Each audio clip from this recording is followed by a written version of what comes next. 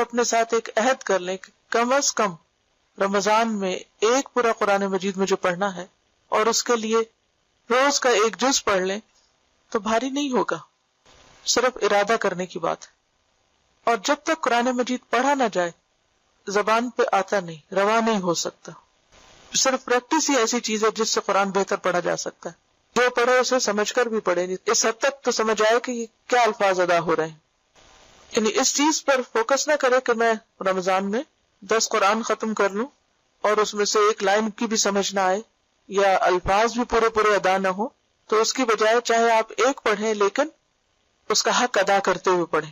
لیکن اس سلسلے میں ایک بات یاد رہنی چاہیے کہ حضور صلی اللہ علیہ وسلم نے فرمایا کہ لم یفقہ من قرأ القرآن فی اقل من 3، کہ اس شخص نے قرآن کو سمجھا نہیں جس نے اسے 3 شب و روز سے کم میں پڑھا. یعنی قرآن پاک کو بہت جلدی نہیں پڑھنا چاہیے اور بہت جلدی ختم نہیں کر دینا چاہیے. اس کو پڑھنے کے ساتھ کچھ نہ کچھ سمجھنا بھی ضرور چاہیے. تو اس میں سلف یعنی پہلے لوگوں کی عادت مختلف تھی. بعض ایک دن رات میں ختم کر لیا کرتے تھے، بعض ایک دن رات میں پورا قرآن ختم کر کے کچھ زیادہ بھی پڑھتے، اور بعض 3 دنوں میں ختم کرتے. دراصل جو پسندیدہ حالت ہے وہ کیا ہے؟ 3 دن، یعنی 3 دن سے کم میں نہ ہو. لیکن لوگوں کے مرتبے ہوتے ہیں، درجے ہوتے ہیں. کچھ لوگوں کا ایمان اور ان کی جو طاقت ہے یا ان کی جو کیپیسٹی ہے وہ بہت زیادہ ہوتی دوسروں کی نسبت، تو وہ زیادہ بھی پڑھ سکتے ہیں، لیکن وہ ایکسیپشنل کیسز ہوتے ہیں. لیکن عام رولنگ کیا ہے؟ 3 دن. بعض ایک ہفتے میں ختم کرتے. اسی لیے آپ نے دیکھو کہ قرآن مجید میں 7 منزلیں ہوتی ہیں، 7 حصوں میں تقسیم ہوتا ہے، منزل اول اور ثانی اور 7 تک. بعض ایک مہینے میں ختم کرتے، اور ایک مہینے میں ختم کرنے کے لیے قرآن مجید کو 30 اجزاء میں یعنی 30 جز میں، پارز میں تقسیم کیا گیا، اور یہ اسی مقصد کے لیے، اور خصوصاً رمضان میں پڑھنے کے لیے. بعض ایک مہینے میں ختم کرتے کیونکہ وہ قرآن کے سمجھنے میں مشغول ہوتے، یعنی وہ تلاوت کم کرتے تھے. ایک جز ڈیلی جو ہے یہ منیمم ہے، کیونکہ وہ ذرا مصروف لوگ ہیں، اور مصروف کس میں ہے؟ قرآن کے سمجھنے میں، یا علم کو پھیلانے میں، یا تعلیم دینے میں، یا قرآت کے علاوہ کسی اور عبادت میں، یا دنیا کی محنت مزدوری کے شغل کی وجہ سے، جاب وغیرہ ہے تو اس لیے وہ صرف ایک جز روز پڑھتے ہیں. اپنے آپ کا حساب لے لیجئے. بہتر یہ ہے کہ اتنا پڑھے جس سے اس کے ضروری کاموں میں رکاوٹ نہ پیدا ہو. ابن عباس رضی اللہ عنہ نے کہا، اگر میں صرف سورۃ بقرہ اور آل عمران پڑھ لوں اور ان کو ترتیل سے پڑھوں اور ان میں غور و فکر کروں تو یہ مجھے زیادہ پسند ہے اس سے کہ میں سارا قرآن تیز پڑھ جاؤں. اور امام شافعی رمضان میں 60 قرآن مجید ختم کیا کرتے تھے، ایک دن کو اور ایک رات کو.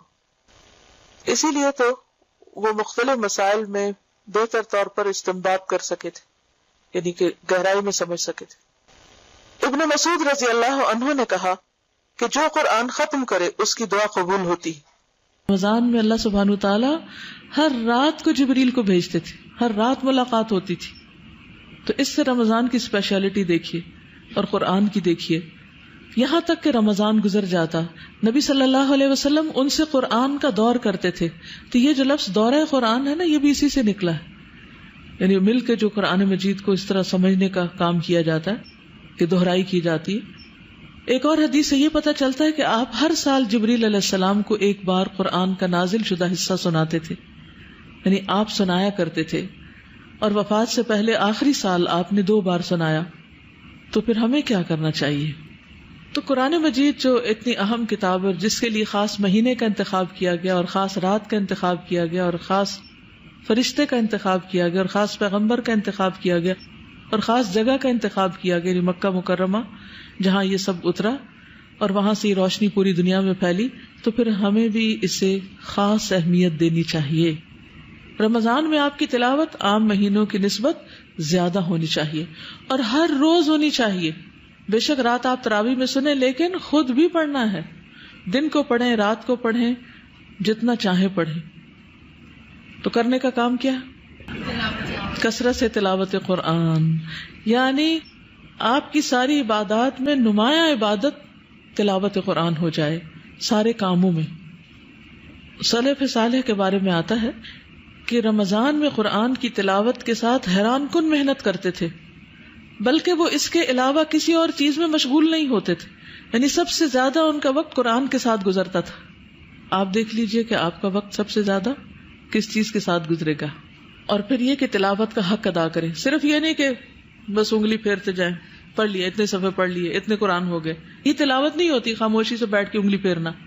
تلاوت ہوتی ہے جس کے بارے میں قرآن مجید میں آتا ہے الذین آتیناہم الکتاب یتلونہ حق تلاوتہ اولئک یؤمنون بہ.